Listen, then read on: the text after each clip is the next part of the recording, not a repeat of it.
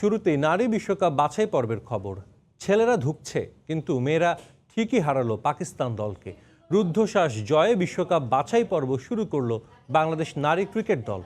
Toss হেরে আগে bat করে 7 উইকেটে 201 রান তোলে পাকিস্তানের মেয়েরা।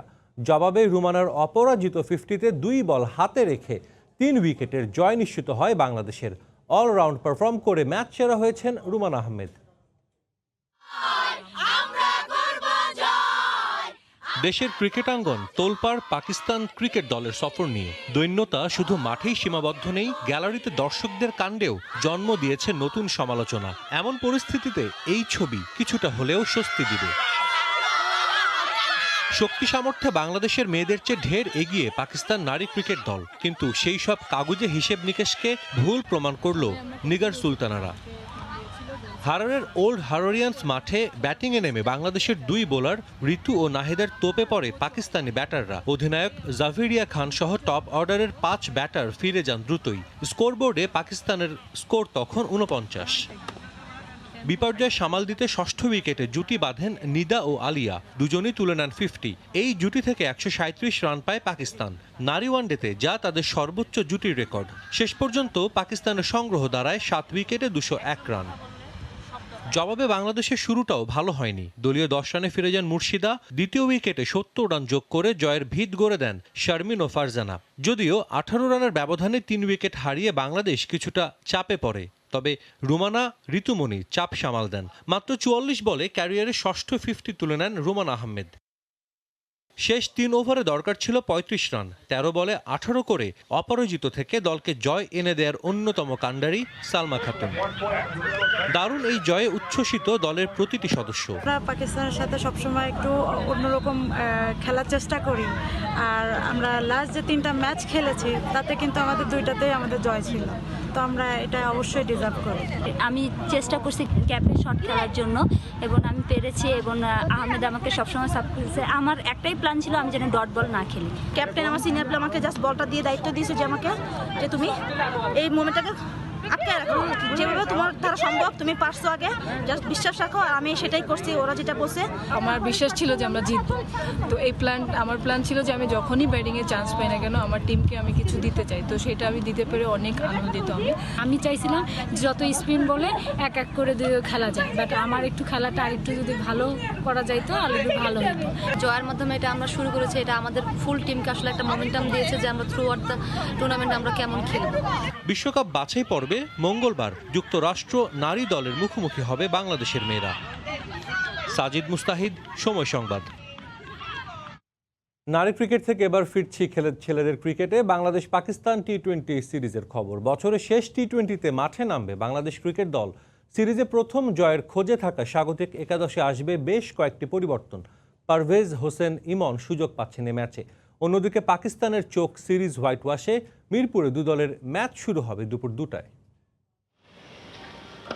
বাজে পারফরমেন্সে নিজেদের এক ম্যাচ থেকে আরেক ম্যাচে ছাড়িয়ে যাচ্ছে বাংলাদেশ। একটা জয়ের খোঁজে শেষ ম্যাচে উইকেট যেন নিজেদের পক্ষে থাকে এমন কিছুর প্রচেষ্টা মাঠকর্মীদের। বছরের শেষ টি-20তে জয় পেলে যে মান বাঁচবে হোয়াইট ওয়াশের লজ্জা থেকেও। টানা 2 দিনে 2 ম্যাচ। শেষ ম্যাচের আগে তাই অনুশীলন করেনি কোনো দল। টিম হোটেলে বাবর আজম, রিয়াদরা বিশ্রাম নিয়েছেন মোস্তাফিজ শরীফুল ইনজুরিতে। সেই সুবাদে একাদশে অভিষেক হতে পারে পেসার শহীদুল ইসলামের। দলে তৃতীয় পেসার প্রয়োজন হলে খেলানো হতে পারে কামরুল ইসলাম রাব্বিকে। আর সাইফের জায়গায় নিশ্চিত ওপেনার পারভেজ হোসেন ইমন। মাঠে নামার প্রবল সম্ভাবনা রয়েছে ইয়াসির আলী রাব্বির। সিরিজ জিতে পাকিস্তান স্বস্তিতে। শেষ ম্যাচে সাইড বেঞ্চে 2-1 জনকে বাজিয়ে দেখতে পারেন কোচ সাকলাইন মুস্তাক। হোয়াইট ওয়াশেই চোখ পাকিস্তানিদের।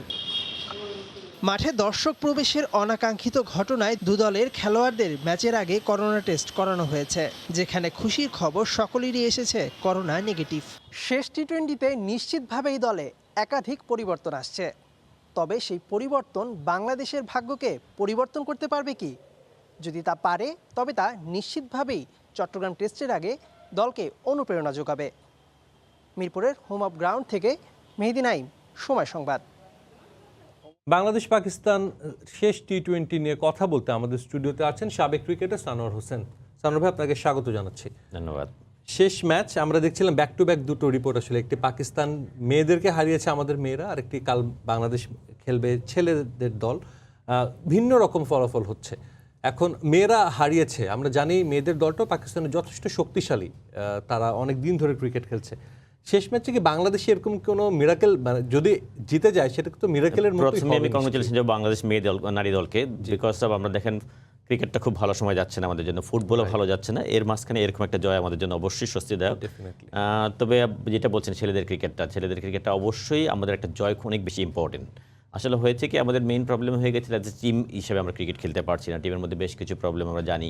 যে একটা টিম যখন ভালো যায় না তখন কিন্তু মানে টিমের মানে ভালো ট্র্যাকে না থাকে তখন কিন্তু অনেক ধরনের সমস্যা টিমের মধ্যে দেখা যায়। সেম ওয়েতে টিম যখন একটা ব্যাটসম্যানের ভালো ফর্ম না যায় তখন দেখবেন ফিট পা চলে না বা টপেজ হয়েছে ওইটাও হয়তো আউট হয়ে যাচ্ছে, এরকম একটা বাজে সময় যায় তখন সব কিছুই প্রপার ওয়েতে যায় না। সেম ওয়েতে বাংলাদেশ টিমটা কিন্তু প্রপার ওয়েতে যাচ্ছে না। ওয়ার্ল্ড কাপটা শেষ হওয়ার পরে যে অনেকগুলি চেঞ্জেস, তারপরে আমার প্রবলেমটা হয়ে গেছে আমাদের যেখান থেকে পাইপলাইনেও যে প্লেয়ারগুলি খুব রেডি নেই। আমাদের একটা সময় একটা প্লেয়ার হয়তো খারাপ সময় যেতে পারে, ভালো সময় যেতে পারে, আপনার হয়তো প্রতিটা দেশেই দেখেন সব কিছু পাইপলাইনে কিছু প্লেয়ার রেডি থাকে। আমাদের কিন্তু খুব বেশি প্লেয়ার কিন্তু তৈরি নাই যে দ্বারা সরাসরি এসে রিপ্লেসমেন্ট করবে। ঘুরে ফিরে কিন্তু যারা সুযোগ পাচ্ছে তারা কিন্তু গত বছর 19 ওয়ার্ল্ড কাপ জিতেছে, তারাই কিন্তু গত এক বছরে তারাই কিন্তু সুযোগটা বেশি পাচ্ছে। বাংলাদেশ টিম মেজর কিছু মানে প্রায় 20টার মতো প্লেয়ার হয়তো ঘুরে ফিরে এই 2 বছর কিন্তু ওরাই ক্রিকেট খেলছে, বিকজ অফ যে কোভিডের কারণে খুব বেশি ক্রিকেট কিন্তু বাংলাদেশে হয় নাই, যে হয়তো এই টিমের ম্যাচ হতো বা ডোমেস্টিক অনেক বেশি খেলা হতো, তাহলে হয়তো ওইখানে কিছু প্লেয়ার রেডি থাকতো, প্রিপেয়ার থাকতো। কিন্তু ওই জায়গায় একটা বড় প্রবলেম হয়ে গিয়েছে যে যারা হয়তো এখন আমরা হয়তো লিটন সৌম্য খারাপ খেলেছে, ওদের কথা বাদ দেওয়ার চিন্তা করেছি, এখন হয়তো আর 5-7 ম্যাচ যাওয়ার পর যদি কোনো কারণে যদি টিম ভালো না করে তখন কিন্তু আবার ওদের কিছু মনে করতে, এমন একটা ব্যাপার হয়ে গেছে যে আমাদের কোনো প্লেয়ার পারফর্ম করে রেডি থাকার থেকে আমার মনে হয় যে কে সবচেয়ে কম খারাপ খেলছে তাকে চিন্তা করছি। এক্স্যাক্টলি এই বিষয়টাই যেটা আপনি পয়েন্ট আউট করলেন। সাইফ হাসান আমরা জানি তাকে টেস্টের জন্য রেডি করছিল ক্রিকেট বোর্ড, এবং টেস্ট বেশ কয়েকটি ম্যাচ খেলানো হলো, সে রেড বল ক্রিকেট খেলছিল, হুট করে তাকে এনে একদমই, আপনি তো ক্রিকেট খেলেছেন, টেস্ট এবং টি20 টোটালি ডিফারেন্ট একটা খেলা। বড় কথা বলে মাওলানা সাইফ তো মেন্টালি প্রিপেয়ার ছিল না। মাওলানা সাইফ একটা প্লেয়ার যখন ক্রিকেটটা তো শুধু খালি স্কিল বা মাঠের খেলা না, এটা মেন্টালি অনেকটা বড় ব্যাপার। ও বোধহয় এত তাড়াতাড়ি টি20 ক্রিকেটে ও ডেবু হবে ওটা চিন্তা করেন, মেন্টাল রেডি মনে ছিল না ওর। যদি আপনি বডি ল্যাঙ্গুয়েজ দেখেন, ব্যাটিং অ্যাপ্রোচ দেখেন, ও কিন্তু টি20 যে অ্যাগ্রেশন বা পজিটিভনেস থাকা দরকার কোনো কিছু ওর মধ্যে দেখা যায় না। এটা একটা বড় প্রবলেম। আমার মনে হয় যে বললাম না যে যখন মানুষের ভালো শেপে না থাকে তখন ম্যানেজমেন্টও কিন্তু ওই ভুলগুলি বেশি করে। তারপরেও বলবো যে নতুন একটা দল, এই দলটাকে আরেকটু সময় দিতে হবে। ইমনকে হয়তো এখন নেওয়া হয়েছে, ও হয়তো কালকে খেলবো, একটা ম্যাচ সুযোগ পাবে, যদিও টি20 মধ্যে একটা দল সুযোগ পাবে, তারপরেও যেই দলটাই আসুক আমাদেরকে একটু সময় দিতে হবে। যেহেতু আমাদের একটা ধরেন মুশফিক, সাকিব, তামিম এরা কিন্তু লম্বা সময় বাংলাদেশ টিমকে সার্ভিস দিয়েছে, এবং ওই যে গ্যাপটা তৈরি হচ্ছে এখন সময়ের সাথে, ওরা যখন থাকছে না রেগুলারলি, এখন কিন্তু আমরা ওদেরকে পাচ্ছি না। স্বাভাবিকভাবে দায়িত্বটা নিতে হবে ইয়াংস্টারদের যাদের দায়িত্ব নেওয়ার কথা ছিল, মানে এই সময় এস্টাবলিশ থাকার কথা ছিল, সৌম্য, লিটন, মোসাদ্দেক বা সাব্বির, বিজয়, যারা ইমরুল, মানে যেই ইয়াং স্টারগুলি এখন কিন্তু এস্টাবলিশ, মিথুন, এরা কিন্তু এখন টিমে সেটেল হয়ে যাওয়ার কথা, এস্টাবলিশ হওয়ার কথা ছিল, আগামী 2, 4, 5, 7 বছর ওরা ক্যারি করার কথা ছিল। কিন্তু আমরা ওই জায়গাটা আমরা প্ল্যাটফর্ম কিন্তু তৈরি করতে পারিনি। আমরা হয়তো শুধু আমরা অনেক সময় হয়তো ম্যাক্সিমাম হয়তো ক্রিকেট বোর্ডকে দোষ দিচ্ছি, দোষ তো সবারই কম বেশি, এখানে এককভাবে প্লেয়ারের যেরকম নেই, অর্গানাইজারও আছে, কিন্তু শুধু প্লেয়ার শুধু যে বোর্ডের দোষ তাও না, কিন্তু প্লেয়াররাও কিন্তু অনেক কিছু অপরচুনিটি মিসইউজ করেছে। আমাদের ধরেন সাব্বিরের কথা বলেন, নাসিরের কথা বলেন, যেই ট্যালেন্ট বা যেই অপরচুনিটি ওরা পেয়েছিল, যে সুযোগটা তৈরি হয়েছিল, ওইটা কিন্তু মিসইউজ হয়েছে। এরকম অনেকগুলি প্লেয়ারই কিন্তু এভাবে আমরা কিন্তু পাইপলাইন থেকে হারিয়ে গেছি, যেই কারণে এই গ্যাপটা তৈরি হয়েছে। প্লেয়ারদের কিন্তু আমার মধ্যে মুশফিক, তামিম, সাকিবরা যেই ওয়েতে, মাহমুদুল্লাহরা লম্বা সময় যে ডিটারমিনেশন, হার্ডওয়ার্ক নিয়ে সার্ভিস দিয়েছে, আমার মনে হয় ইয়াং জেনারেশনের মধ্যে ওই গ্যাপটাও কিছু কম দেখা দিয়েছে মনে হয়। এক্স্যাক্টলি। কালকের ম্যাচটিতে আসলে বাংলাদেশে বেশ কিছু পরিবর্তন আসবে। আমরা জানি সাইফ তো স্কোয়াডেই নেই, তার জায়গায় হয়তো ইমনকে দেখা যাবে। 2 জন পেসার শরীফুল, মুস্তাফিজেরও চোট নিয়ে গত ম্যাচে কিন্তু মাঠ ছেড়েছেন। তার মানে তারা যদি ফিট না হন অন্তত 3টা চেঞ্জ কিন্তু আসবেই।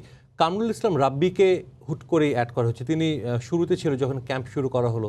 শহীদুল আমরা জানি লাস্ট টি20তে ভালো করেছিল, ডিপিএল বা তার আগে যে টি20 ছিল। এই 2 জনের মধ্যে আপনাকে যদি বলি, শরীফুল তাস কিন্তু ভালো করছে, ভালো খেলছে অনেকদিন ধরেই। বাংলাদেশের কিন্তু পেস বোলিংয়ে লেফট আর্ম যারা পেসার তারা কিন্তু একটা ভেরিয়েশন দিচ্ছিল, যেটা মুস্তাফিজকে দিয়ে শুরু হয়, তার আগে মঞ্জু ভাই ছিলেন। এই 2 জনই থাকছে না, এবং দেখা যাচ্ছে যে 2 জন একদম নতুন, যারা হয়তো অনেকদিন ইন্টারন্যাশনাল ক্রিকেট, একজন তো ডেবু হবে যদি খেলে শহীদুল, রাব্বি অনেকদিন খেলার বাইরে। বাংলাদেশের শক্তিটা ছিল বোলিং, কালকের ম্যাচে তো আরও মানে বলা যায় যে একেবারে আনকোরা একটা দল নিয়ে মাঠে নামবে মাহমুদুল্লাহ। এটি বললাম, যখন ভালো সময় যায় না তখন কিন্তু অনেক কিছুই মানে সব কিছুই নেগেটিভ দিকে যায়। মানে আমাদের টিমটা ভালো যাচ্ছে না, এর মধ্যে এতগুলি ইনজুরি, নতুন প্লেয়ার, সব কিছু মিলে ডেফিনেটলি একটা টিম ম্যানেজমেন্টের জন্য টিম সেটেল করা কিন্তু ডিফিকাল্ট। আমরা হয়তো কোচিং স্টাফ বা ম্যানেজমেন্ট যারা আছে তাদেরকে অনেক কিছু ব্লেম দিচ্ছি, এত চেঞ্জেস, এত কিছু। আপনি ধরেন যে কেউ সিলেক্টর, নট নান্নু ভাই বা বাসার না, অন্য যে কোনো সিলেক্টরই হতো, কাকে নিত? খুব বেশি প্লেয়ার কি তৈরি আছে? তারপরে ধরেন এরকম একটা আনকরা টিম, বোলিং ইউনিটটা খুব বেশি এক্সপিরিয়েন্স, আর যতটা এক্সপিরিয়েন্স ছিল এখন কালকের ম্যাচে স্বাভাবিকভাবেই অত এক্সপিরিয়েন্স টিম থাকবে না। এখানে স্বাভাবিকভাবেই এটা আরও টাফ টাইম ক্যাপ্টেনের জন্য। ক্যাপ্টেনেরও দেখেন মাহমুদুল্লাহর পাশে কিন্তু আগে যখন সাকিব ছিল, তামিম ছিল, মুশফিক ছিল, অনেক বেশি সাপোর্ট ছিল একটা টিমের মধ্যে। ডিসিশন মেকিং এর ক্ষেত্রে অনেক ক্রিটিক্যাল। ক্রিকেট খেলাটা তো ইনস্ট্যান্ট, অনেক কুইক ডিসিশন নিতে হয়, যেখানে হয়তো একটা সিনিয়র সাপোর্টটা যেটা অনেক বেশি এফেক্টিভ হয়। আমার মনে হয় এই জায়গাটা সবকিছু মিলিয়ে আমরা ম্যাচ হচ্ছে। তারপরে বলবো যে ক্রিকেট যেহেতু টি20 ফরম্যাট, আমার মনে হয় যে একটা দুইটা ওভার, একটা দুইটা পারফরমেন্স কিন্তু অনেক কিছু চেঞ্জ করার তৈরি করতে পারে। আমার মনে হয় আমাদের হারানোর কিছু নাই। সবাই জানি পাকিস্তান টিম অসাধারণ ক্রিকেট খেলছে। এই এগেনস্টে আমরা কিন্তু ফার্স্ট ম্যাচে জেতার মতো অপরচুনিটি তৈরি করেছিলাম। একটা ম্যাচ কিন্তু অনেক বেশি কনফিডেন্স তৈরি করতে পারে। আসলে একটা ম্যাচ মানে আমার যেটা মনে হয় যে যদি বাংলাদেশ সুপার 12 ওয়ার্ল্ড কাপে শ্রীলঙ্কার বিপক্ষে ম্যাচটা জিততো, হয়তো বা সিনারিওটা এখনই টোটালি ডিফারেন্ট থাকতো। আমরা কথা বলবো আরও আপনার সাথে সানোর ভাই। আমরা একটু বিমানবন্দরে যেতে চাই। আসলে দর্শক, বিমানবন্দরে যেতে যাচ্ছি। যুক্তরাষ্ট্র থেকে দেশে ফিরেছেন অলরাউন্ডার সাকিব আল হাসান। এই মুহূর্তে বিমানবন্দরে আছেন রিপোর্টার ধ্রুব ব্যানার্জি। সরাসরি যাচ্ছি তার কাছে।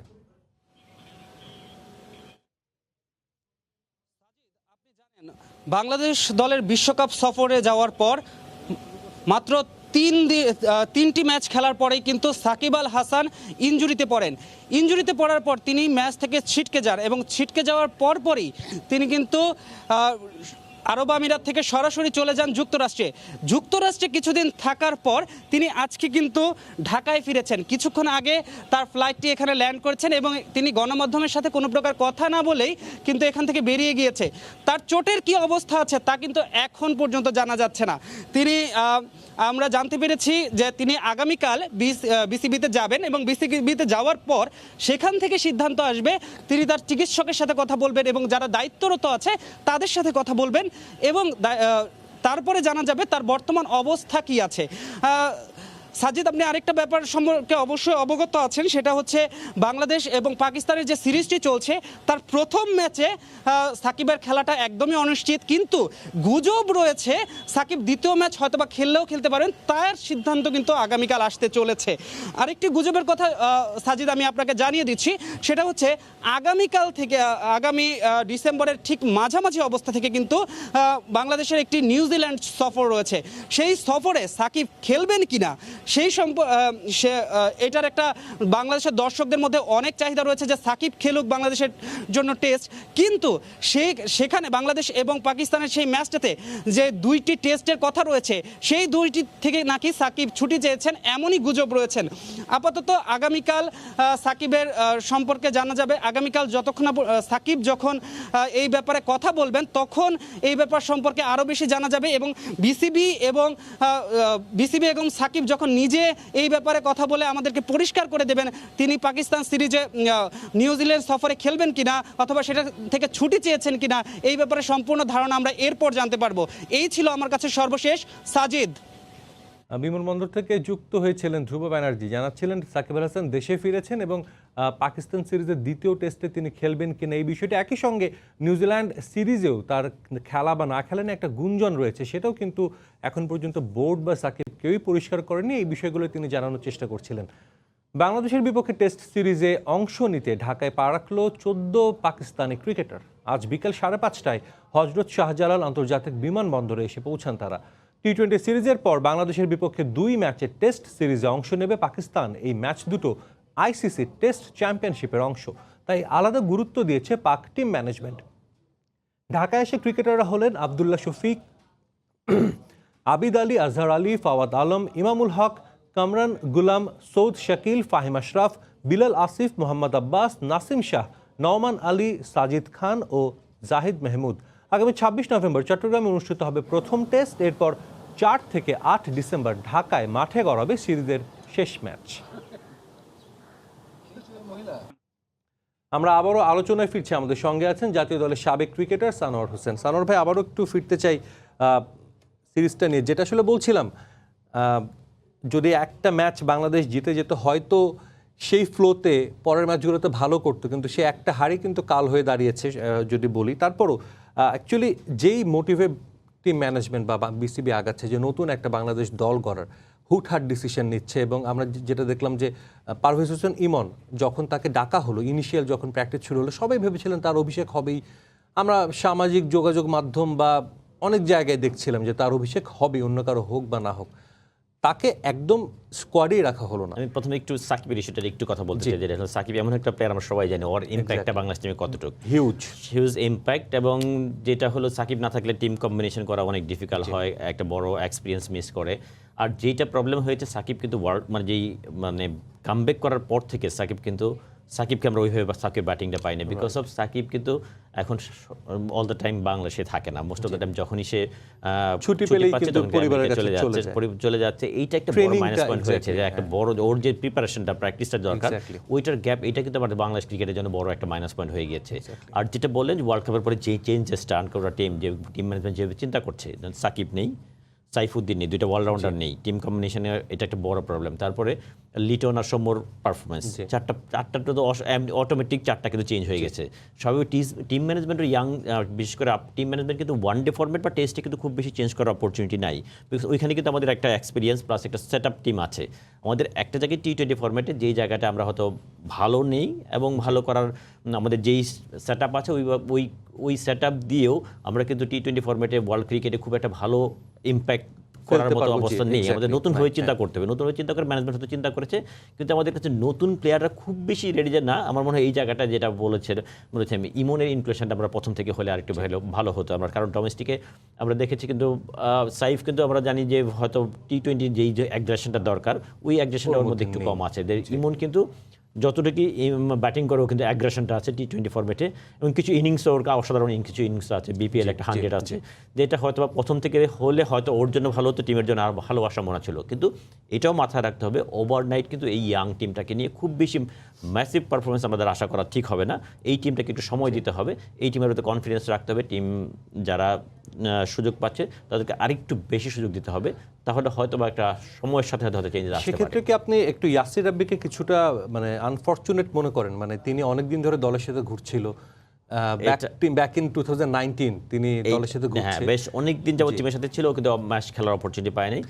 আরেকটা ম্যাচ রুবেলের, আরেকটা জিনিস দেখুন, রুবেলের ক্ষেত্রেও যেটা হয়েছে ওয়ার্ল্ড কাপে আসার পরে বাদ হয়েছে, এটা একটা যে কোনো প্লেয়ারের জন্য একটা সেটব্যাক। কারণ হলো খেলে পারফরমেন্স করে আপনি বাদ হলেন, তাহলে হয়তো আপনার কাছে নিজের কাছে একটা সান্ত্বনা দেওয়ার একটা বিষয় পারফরমেন্স না করে, কিন্তু অনেকদিন যাবত টিমের সাথে আছে। কিন্তু লাকটা দেখেন এখন এমন একটা সিচুয়েশন হয়েছে, ওর কিন্তু ইনক্লুশনটা কিন্তু ডিফিকাল্ট। আপনি যদি কালকে ম্যাচে চিন্তা করেন কোথায় খেলেন, স্বাভাবিকভাবে ওপেনার চেঞ্জ হবে, ও কিন্তু ওপেন করে না, মিডল অর্ডার ব্যাটিং করে। শান্ত লাস্ট ইনিংসে কিন্তু one of the best performer last ম্যাচের। আফিফ ভালো খেলছে, ইভেন পারফরমেন্স করে যাচ্ছে। তারপর মাহমুদুল্লাহ রিয়াদ, তারপরে হলো সোহান, এর মধ্যে মাহাদি। স্বাভাবিক এর কাছে ইনক্লুশন করার সুযোগ নাই, এটা মনে কিছুটা আনলাকি আমি বলবো মনে হয়। সেটাই আসলে এরকম, এই যেটা বলছিলাম যে হুট করে সাইফ খেলছে, আবার হুট করে মানে অনেকে চাচ্ছে যে রাব্বি খেলুক কিন্তু পারছে না, এগুলো আসলে সমন্বয়হীনতার একটা স্পষ্ট মানে ছাপ কিনা, যে টিম ম্যানেজমেন্ট বা সবকিছু প্ল্যানিং এ, মানে ওভারঅল প্ল্যানিং এ একটা সমন্বয়হীনতা আগেও দেখেছি। কিছু ক্ষেত্রে অনেক সময় দেখা হয়েছে যে পারফর্মার হয়তো বিপিএল এ পারফর্ম করেছে, হয়তো 10টা ব্যাটসম্যানের মতো, বা হয়তো 7 জনই হলো ওপেনার।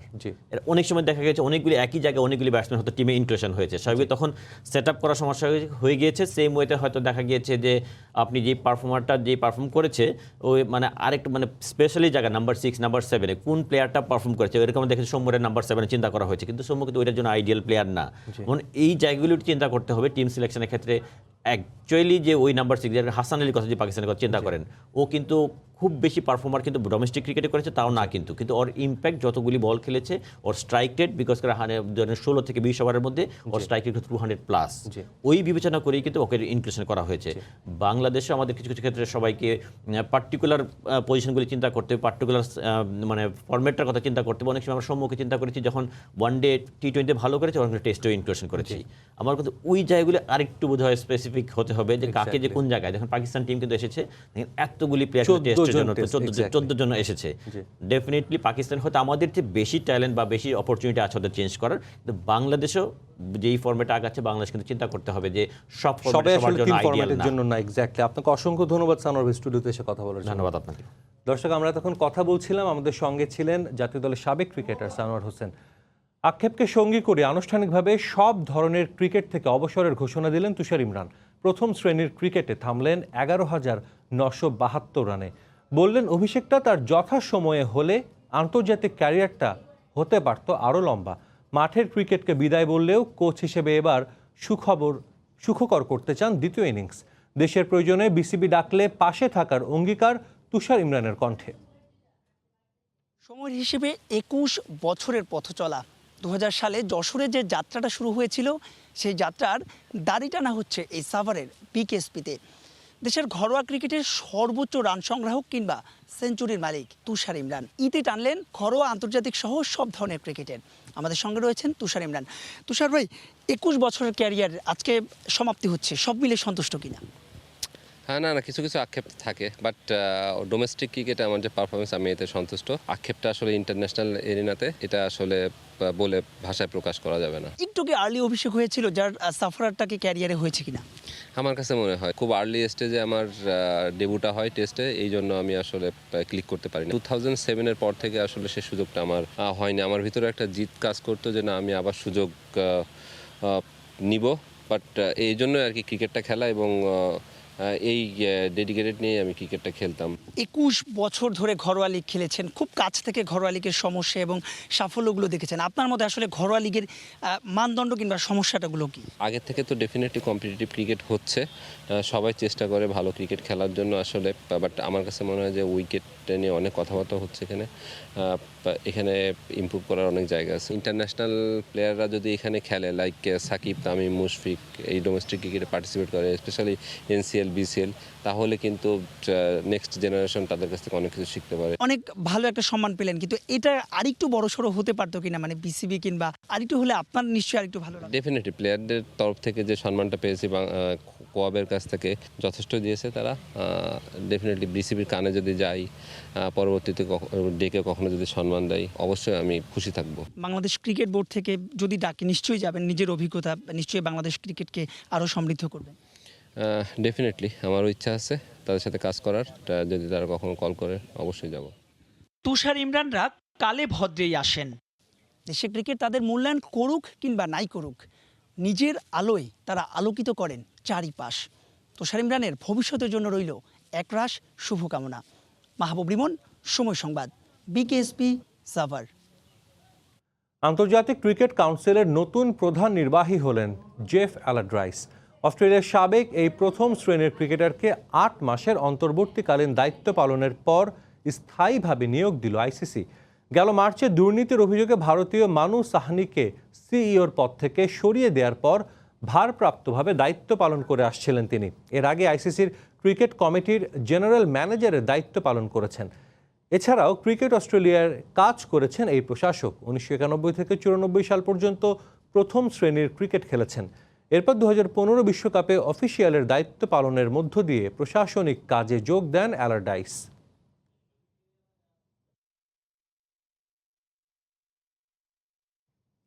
দেখছেন খেলার সময়, সঙ্গেই থাকুন। আবারও স্বাগত খেলার সময়। অধিক লুমিনের ক্লিক এলইডি বাল্ব অন্যান্য বাল্বের চেয়ে দেয় বেশি আলো আর উজ্জ্বল থাকে দীর্ঘদিন।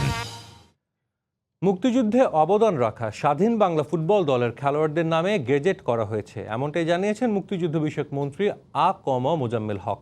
দুপুরে সচিবালয়ে মন্ত্রী পরিষদ সভাকক্ষে স্বাধীন বাংলা ফুটবল দলের জার্সি হস্তান্তর অনুষ্ঠানে কথা জানান তিনি।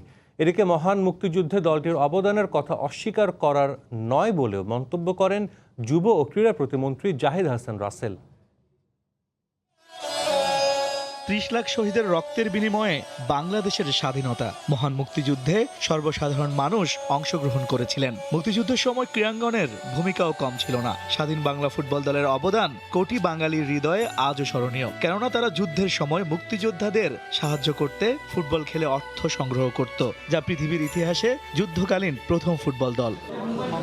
রোববার মন্ত্রিপরিষদ সভাকক্ষে মুক্তিযুদ্ধ মন্ত্রী মোজাম্মেল হকের হাতে স্বাধীন বাংলা ফুটবল দলের সদস্য সুভাষ সাত জার্সিটি তুলে দেন দলের ম্যানেজার মাঝারুল ইসলাম তান্না সহ অন্যান্য খেলোয়াড়রা। এই সময় স্বাধীন বাংলা ফুটবল দলের অবদানের কথা উল্লেখ করে মুক্তিযুদ্ধ মন্ত্রী বলেন, এ দলের সবাই মুক্তিযোদ্ধা, তাদের নামে গেজেট করার কথাও জানান মন্ত্রী। এই যে স্বাধীন বাংলা ফুটবল টিমের খবর যখন প্রচারিত হতো, বাংলার মানুষ যারা অবরুদ্ধ ছিল এই দেশের ভিতরে, তারা কত উৎসাহ পেত, আনন্দ পেত, এই উল্লাস তারা করতে, এটা বোঝানো যাবে না। আমাদের মহান মুক্তিযুদ্ধের সপক্ষে আমাদের জনমত সৃষ্টিতে তাদের অনন্য সাধারণ ভূমিকা ছিল। বাংলাদেশের মুক্তিযুদ্ধের ইতিহাসে স্বাধীন বাংলা ফুটবল দল অবিচ্ছেদ্য এক অংশ। দেশের ক্রান্তিকালে বল পায়ে স্বাধীনতার পক্ষে জনমত তৈরিতে গুরুত্বপূর্ণ ভূমিকা পালন করেছিলেন ফুটবলাররা। ফুটবল দল তৈরি করে মুক্তিযুদ্ধের জন্য যে কাজ করা, এটি আমরা কিন্তু স্বাধীন বাংলা ফুটবল দলের সাথে এই টিমটি আমাদেরকে সারা বিশ্বের কাছে আমাদের চোখে আঙ্গুল দিয়ে দেখিয়ে দিয়েছিল। তা আমরা আপনাদের প্রতি আমরা সত্যি কৃতজ্ঞ। আমরা নতুন প্রজন্মের মানুষ যারা মুক্তিযুদ্ধ দেখিনি, আমরা সারা জীবন আপনাদের জন্য গর্ব ভরে আপনাদের কথা। দেশের স্বাধীনতার জন্য ভিন দেশে প্রীতি ম্যাচ খেলে অর্থ সংগ্রহ, যা বিশ্ব ক্রীড়াঙ্গনেই বিরল। আমাদের মহান নেতা ইস্তেক দীপু, সময় সংবাদ, ঢাকা। আবারও স্বাগত খেলার সময়। যৌন নিপীড়নের শিকার চীনের গ্র্যান্ড স্ল্যাম জয়ী টেনিস তারকা পেং শুয়াই কোথায় আছেন তা কেউ জানে না। পেং ভালো আছেন এটা প্রমাণ করতে একের পর এক ভিডিও ক্লিপ প্রকাশ করে ঘটনা ধামা চাপা দিতে চাইছে চীন সরকার। পেংয়ের নিরাপত্তা নিয়ে উদ্বেগ প্রকাশ করেছে WTO এবং বিভিন্ন মানবাধিকার সংস্থা। অবিলম্বে তাকে সবার সামনে এনে তার নিরাপত্তা নিশ্চিতের দাবি জানানো হয়েছে। তা না হলে চীন থেকে সব ধরনের প্রতিযোগিতা সরিয়ে নেওয়ার হুঁশিয়ারি দিয়েছে WTA। এদিকে পেংয়ের ঘটনায় জড়িতদের খুঁজে বের করতে চীনের ওপর চাপ দিচ্ছে যুক্তরাজ্য ও যুক্তরাষ্ট্র। একজন নারী কোথায় নিরাপদ? শিক্ষার আলোয় আলোকিত হন কিংবা নিরক্ষর, সমাজের উঁচু থেকে নিচু সবখানেই ধর্ষণ, শ্লীলতাহানি সহ যৌন নির্যাতনের শিকার হচ্ছেন নারীরা। প্রাঙ্গণেও নারী নির্যাতনের মতো ঘটনা ঘটছে হরহামেশাই। দেশের পতাকা বিশ্বমঞ্চে তুলে ধরাদের নিরাপত্তাও দিতে পারছে না সরকার। টেনিস বিশ্বে চীনের নাম বললে শুরুতেই আসবে পেং শুয়াইয়ের নাম। দুবার দেশকে ডাবলসে গ্র্যান্ড স্ল্যাম শিরোপা উপহার দিয়েছেন। 2014 সালে ডাবলসের র্যাঙ্কিংয়ে 1 নম্বর জায়গাতেও পৌঁছেছেন শুয়াই। দেশের মেধাবী এই তারকাও নিস্তার পাননি নরপশুদের হাত থেকে। গেল 2 নভেম্বর চীনের সোশ্যাল মিডিয়া সাইট ওয়েইবোতে দেশটির সাবেক উপপ্রধানমন্ত্রী ঝ্যাং গাওলি সম্পর্কে একটি অভিযোগ পোস্ট করেছিলেন। সেখানে তিনি অভিযোগ করেন মিস্টার ঝ্যাংয়ের সাথে তাকে যৌন সম্পর্কে বাধ্য করা হয়েছিল। 2013 থেকে 2018 সাল পর্যন্ত চীনের উপপ্রধানমন্ত্রী ছিলেন ঝ্যাং গাওলি। তিনি চীনা প্রেসিডেন্ট শি জিনপিং এরও বেশ কাছের। ক্ষমতাধর এই ব্যক্তির বিরুদ্ধে পোস্টের পর থেকেই মহাবিপদে আছেন পেং শুয়াই। এরই মধ্যে সরিয়ে নেওয়া হয়েছে তার পোস্ট। পেং শুয়াই জানান তিনি আপ্রাণ চেষ্টা করেছিলেন সেদিন নিজেকে রক্ষা করতে। তাকে খেলার কথা বলে ডেকে নিয়ে গিয়ে নির্যাতন করা হয়। তবে এ বিষয়ে দেওয়ার মতো কোনো প্রমাণ তার কাছে নেই। এ ঘটনার পর থেকে পেংয়ের কোনো খবর পায়নি দেশটির টেনিস ফেডারেশন। চীনের পররাষ্ট্র মন্ত্রণালয় বলছে পেং কোথায় আছেন তা তারা জানেন না। পেং নিখোঁজের পর থেকেই তার সন্ধানের জন্য চীনের ওপর চাপ দিচ্ছে যুক্তরাজ্য, যুক্তরাষ্ট্র ও আন্তর্জাতিক টেনিস ফেডারেশন। পেং নিখোঁজের পর একের পর এক ভিডিও প্রকাশ করা হচ্ছে চীনের রাষ্ট্রীয় সংবাদ মাধ্যম গ্লোবাল টাইমসে।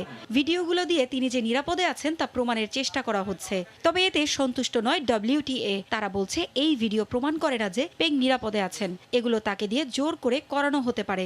অবিলম্বে এই ঘটনার সুষ্ঠু তদন্ত দাবি করে পেংকে সবার সামনে আনার অনুরোধ করেছেন তারা। নয়তো চীন থেকে সরিয়ে নেওয়া হবে টেনিসের সব টুর্নামেন্ট। পারভিন আক্তার, সময় সংবাদ। এই ছিল খেলার সময় এখনকার আয়োজনে। সঙ্গে থাকুন সময়।